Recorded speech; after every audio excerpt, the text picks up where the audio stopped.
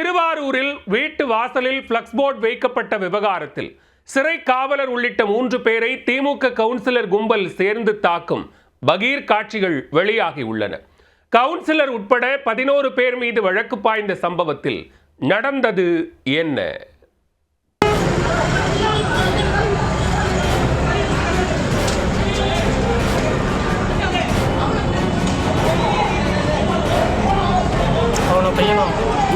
அவன் பையன் சேவ் பையன்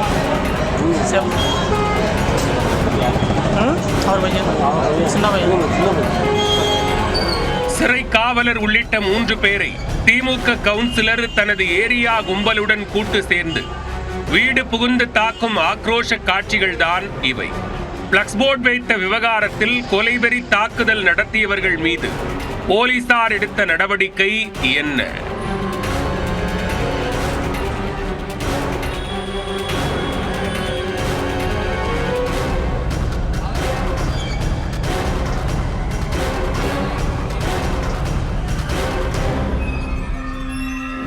திருவாரூர் நகராட்சிக்குட்பட்ட 30வது வார்டு கட்டபொம்மன் தெருவைச் சேர்ந்தவர் 26 வயதான கிஷோர். இவரது வீட்டின் முன்பு அந்த பகுதியில் உள்ள முத்துமாரியம்மன் கோயில் திருப்பணி தொடர்பாக 30வது வார்டு கவுன்சிலர் புருஷோத்தமன் மற்றும் அவரது ஆதரவாளர்கள் பிளக்ஸ் போர்டு ஒன்றினை வைத்துள்ளனர். அப்போது கிஷோர் யாரை கேட்டு என் வீட்டு முன்பாக பிளக்ஸ் போர்டு வைக்கிறீர்கள் என்று கேள்வி எழுப்பியுள்ளார். அதில் இரு தரப்பிற்கும் வாக்குவாதம் ஏற்பட்ட நிலையில் ஒரு கட்டத்தில் அது கைகலப்பாக மாறியது.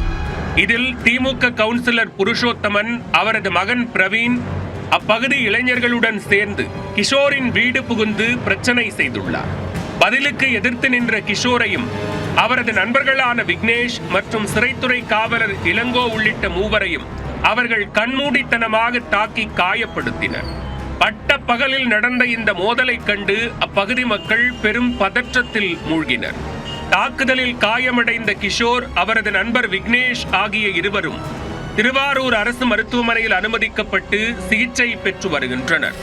சம்பவம் தொடர்பாக கிஷோர் கொடுத்த புகாரின் பேரில் திமுக கவுன்சிலர் புருஷோத்தமன், அவரது மகன் பிரவீன் உட்பட 11 பேர் மீது திருவாரூர் தாலுகா காவல்துறையினர் வழக்கு பதிவு செய்து விசாரணை நடத்தி வருகின்றனர். அதே போன்று கவுன்சிலர் கொடுத்த புகாரில் எதிர்த்தரப்பினர் மீதும் வழக்கு பதிவு செய்து விசாரணை மேற்கொண்டு வருகின்றனர். பிளக்ஸ் போர்டு வைத்த விவகாரத்தில் வீடு புகுந்து தாக்குதல் நடத்திய சம்பவம் திருவாரூரில் சலசலப்பை ஏற்படுத்தியுள்ளது.